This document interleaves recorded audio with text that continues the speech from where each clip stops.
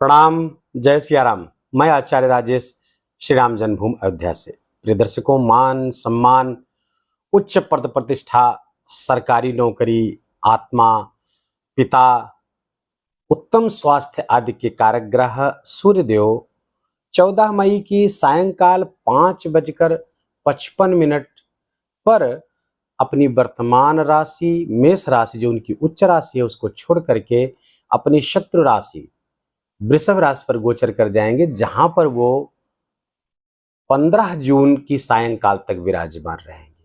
ये 1 महीने का गोचर कई मामलों में मिथुन राशि के जातकों के लिए अत्यंत विशिष्ट है। पहले बता दूं कि इस राशिफल को आप अपने जन्म राशि के आधार पर देखिएगा।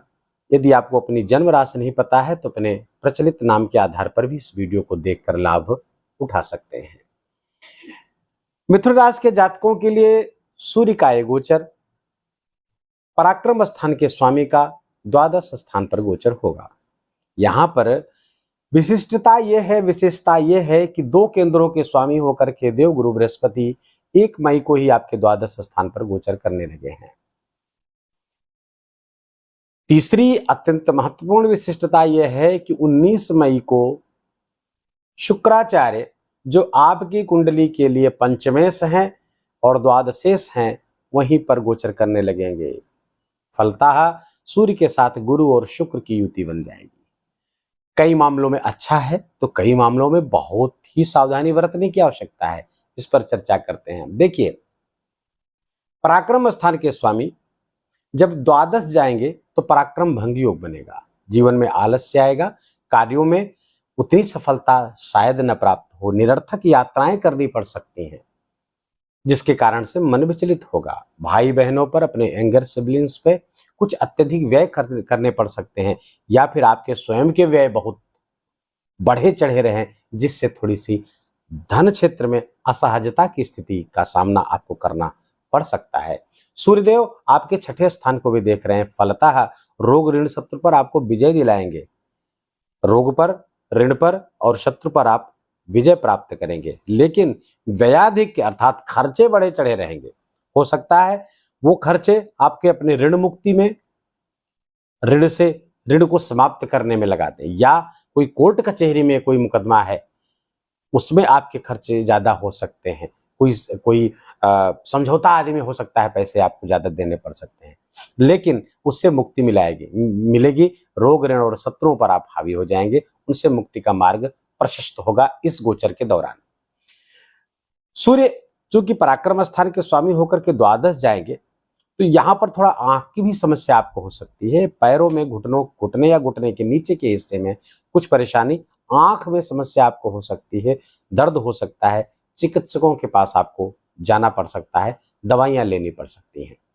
चिकित्सा पर व्यय इस महीने, इस गोचर के दौरान आपको ज्यादा करना पड़ेगा। कभी अपने लिए तो कभी अपनों के लिए खर्च करने की संभावना बलवती हुई है।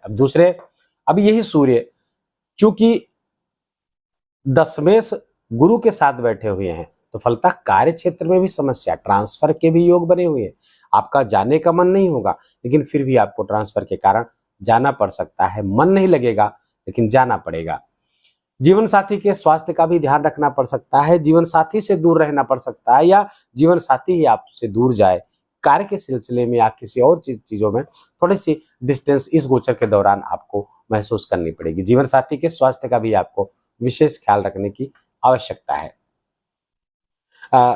ये गोचर आपके लिए कुछ मामलों में बहुत सफलता भी दे सकता है। जैसे यदि आप फॉरेन से जुड़े हुए हैं, विदेश से जुड़े हुए हैं, तो विशेष लाभ आपको प्राप्त हो सकता है।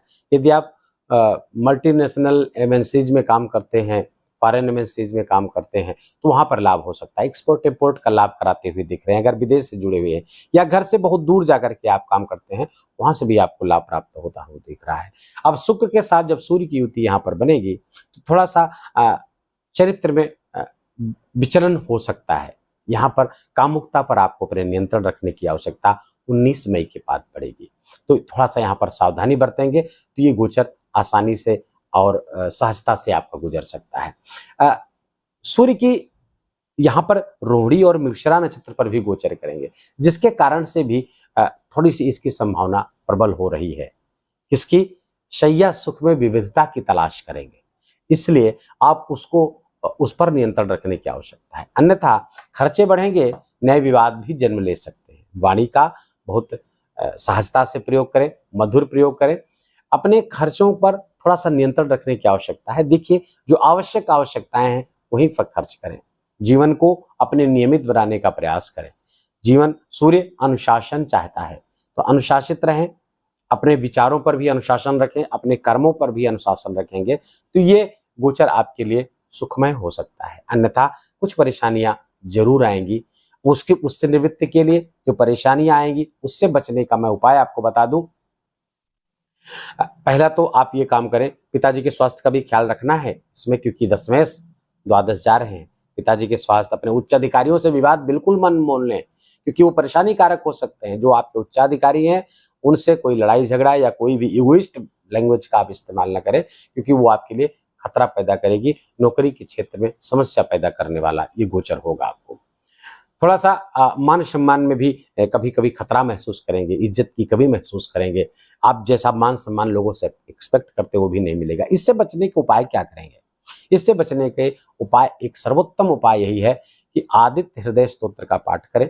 सूर्योदय के पहले उठ जाएं, सूर्य भगवान को अर्घ दें, गायत्री मंत्र का जप करें, आदित्य हृदय स्तोत्र का पाठ करें।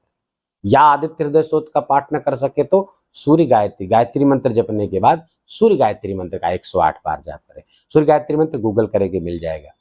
भास्कराय विद्महे दिवाकराय धीमहि तन्नः सूर्यः प्रचोदयात्, ये मंत्र है सूर्य गायत्री का।